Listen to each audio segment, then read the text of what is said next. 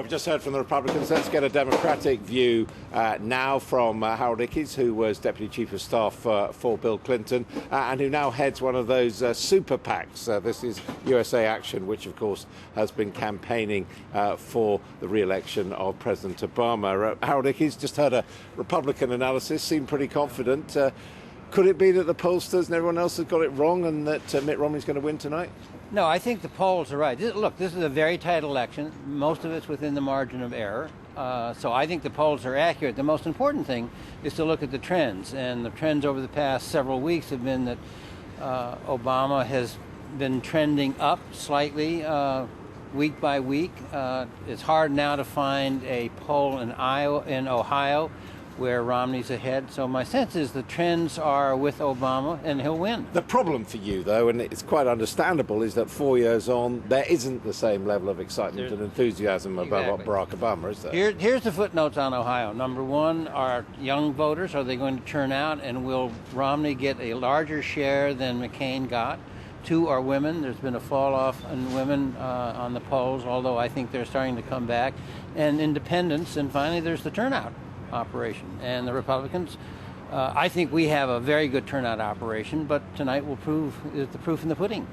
They say that you've been cannibalizing your vote, that you've got your certain voters out early, but effectively the locker's empty now. There are no more Democratic voters. It's the total vote that counts. There's a lot of Democrats that are still going to vote. How much difference has the money made in this election because of the Supreme Court decision? It's a very good question. We don't know. Both presidential campaigns, including their national committees, will spend over $1 billion each. $6 billion will be spent on the federal elections alone. A lot of this is defensive. So if one side spends $1 billion, the other side has to spend $1 billion just to keep even.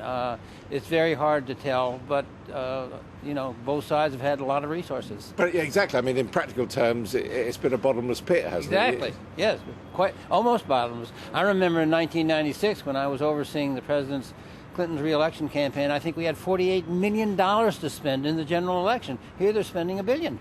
Now, I've got to ask you about Bill Clinton. You know him very well. He's been very much out on the campaign trail on his own and also appearing with President Obama. President Obama refers to him in almost every speech as the golden era of Bill Clinton. Does that work with Americans? I think it does. Bill Clinton has a real reach with especially mainstream America. There's nobody that enjoys campaigning more. He shows it. His voice is now hoarse, but he has a real appeal to people. One, just because of the golden age of his presidency. Look, there's a lot of rose-colored glasses here, but it was a strong economy during his regime, and people remember that. Plus, he has a real touch with the voters. What about the hurricane and the response to it and the friendship which seems to have sprung up with Republican Governor Christie? Well, I think there's no good news from this hurricane, with the possible exception that I do think that it has sidelined Governor Romney, and that worked to the benefit of President Obama. What about the working relationship with Christie? Do you think that's been important? I think that's helpful. I think it's sort of marginal. The interesting thing about the hurricane will be whether or not it will affect the national popular vote. There's two elections being conducted, as you know. One is for the national popular vote. The hurricane may depress the vote in New Jersey and New York, which are big Democratic states, and that will be reflected nationally. And then there's the other election for the electoral votes. I mean, the one that counts is the state-by-state poll. Although, if you're governing, you would like to be elected by a majority of the Americans. And if we tick off those states tonight, Florida, for example, who do you expect to win there? I think it's too close to call. If I had to bet the South 40, I would probably bet on on Romney.